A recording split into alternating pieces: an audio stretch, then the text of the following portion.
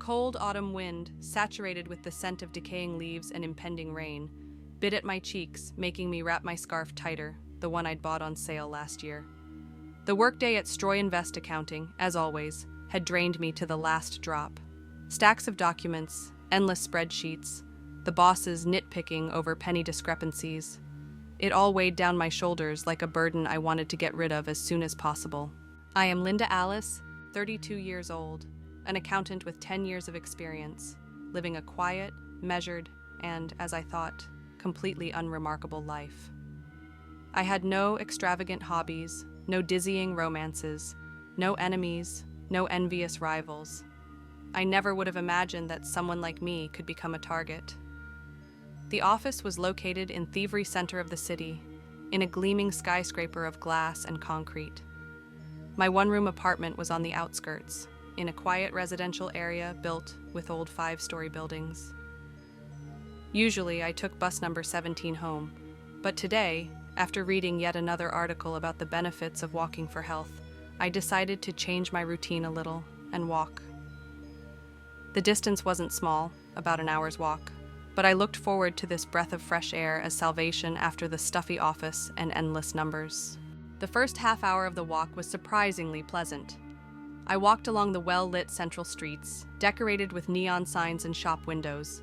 A playlist of jazz compositions played quietly in my headphones, my thoughts flowing smoothly and carelessly. I automatically estimated in my mind what I needed to buy at the store for dinner. Maybe a chicken breast and steamed vegetables? Remembered a funny episode from the new series I had started watching the other day and made plans for the upcoming weekend, a general cleaning, a trip to the movies, and maybe even a trip to nature, weather permitting. Nothing, absolutely nothing, foreshadowed trouble. But as I moved away from the center and deeper into the residential area, the streets became darker and more deserted. The bright lights of the metropolis were replaced by the dim light of rare streetlights, which seemed to create an atmosphere of mystery rather than ensure safety. There were almost no pedestrians to be seen. Only cars occasionally passed by, leaving behind a trail of exhaust fumes and a haunting feeling of loneliness. A troubling note rang in my ears, but I tried to banish the dark premonitions. "Don't imagine things, Linda," I mentally chided myself. "It's just evening, it's just dark, I'll be home soon." Turning onto Lesnaya Street, I suddenly felt someone's intense gaze on me. It literally burned into my back, making my skin crawl. I involuntarily turned around, but saw no one. Empty. Only the dark tree trunks towered along the sidewalk, and a lone dog was digging in a garbage can in the distance. Deciding that it was just my imagination running wild, I shrugged and quickened my pace, trying not to think about the strange feeling. But the anxiety didn't subside. Walking along Lesnaya, I began to walk even faster, as if trying to escape from the intrusive feeling. I periodically looked back, but everything was still the same. The street was empty, the trees were motionless, only the wind rustled the fallen leaves. However, somewhere on the periphery of my consciousness, the conviction grew stronger. I was not alone. Someone was watching me.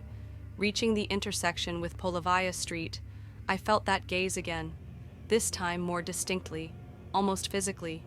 It felt like an icy needle pierced me. Unable to bear it, I turned around sharply and saw him.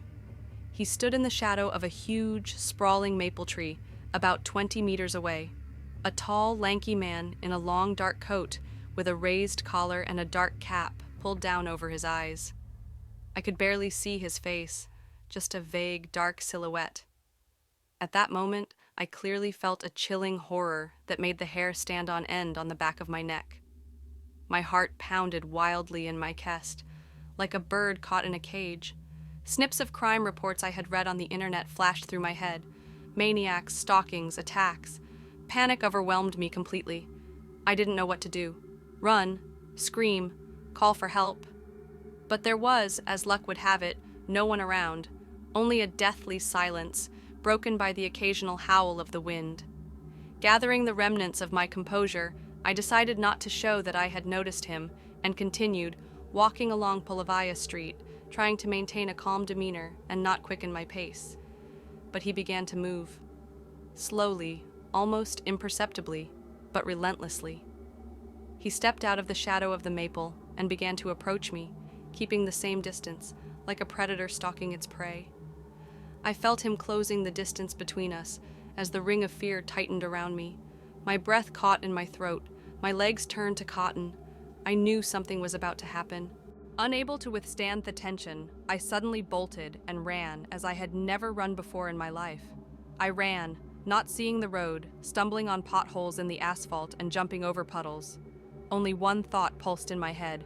Run! Escape! At any cost! A muffled thud sounded behind me. He ran after me. I heard his heavy, labored breathing behind my back, felt him catching up. Fear gave me strength, but I knew I wouldn't last long. My lungs were burning, I had a stitch in my side, my legs were giving way. Suddenly, a narrow, dark alley appeared ahead, leading between two old houses. I hesitated for only a moment and turned into it. The instinct for self-preservation told me that in the alley I would have a better chance of getting away from my pursuer. I ran through the alley, stumbling over trash and jumping over some boxes. It was pitch black all around. Only the faint light of the stars filtered down through the cracks between the houses. But he was faster. Seconds later, I felt a strong hand grab my elbow. In surprise, I cried out, a short, muffled sound, drowned out by the silence of the alley. He forcefully turned me towards him and pressed me with my back against the rough brick wall. In the light of the distant streetlight, I saw his face, pale, narrow, with sunken cheeks and insane, burning eyes. A sinister grin played on his thin lips, exposing crooked, yellowish teeth. He gave off a strange odor, a mixture of sweat, cheap tobacco, and something rotten. Quiet, quiet, he hissed in a hoarse voice that made my blood run cold. Don't scream, otherwise it will only be worse for you. I was silent, paralyzed with horror. The words stuck in my throat, tears streamed down my cheeks. I liked you right away, he continued, leaning close to my face and blowing his disgusting breath on me. So quiet, modest, inconspicuous. I've been watching you for a long time. I know where you work, where you live, what you do in your spare time. I didn't understand anything. Who was he? Why me? What did he want from me? Only one thought pulsed in my head. Why?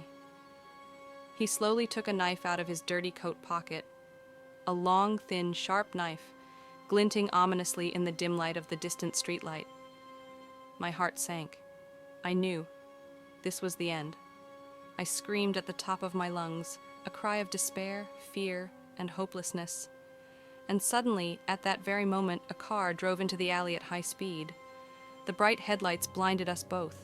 The man startled and loosened his grip. I broke free and fell to the ground, trembling all over, like an aspen leaf in the wind. The man, like a frightened animal, instantly darted away and disappeared into the darkness of the alley. The car braked next to me. Two men jumped out. They ran up to me, anxiously asking what had happened. Stuttering and choking back tears, I told them everything that had happened. They called the police. The police arrived quickly. They took me to the station where I gave a detailed statement. I described the maniac as best I could, trying to remember every detail. The color of his eyes, the shape of his face, his voice, his clothes. A large-scale investigation began. The police combed the area, interviewed residents, and studied security camera footage, but they never found the maniac. It was as if he had dissolved into thin air.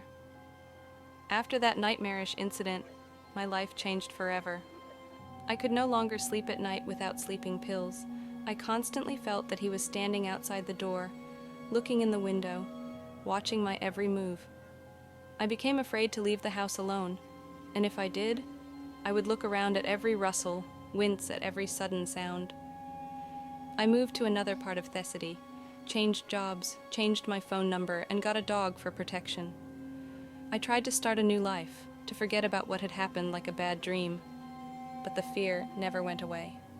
It settled inside me forever, poisoning every day, every moment.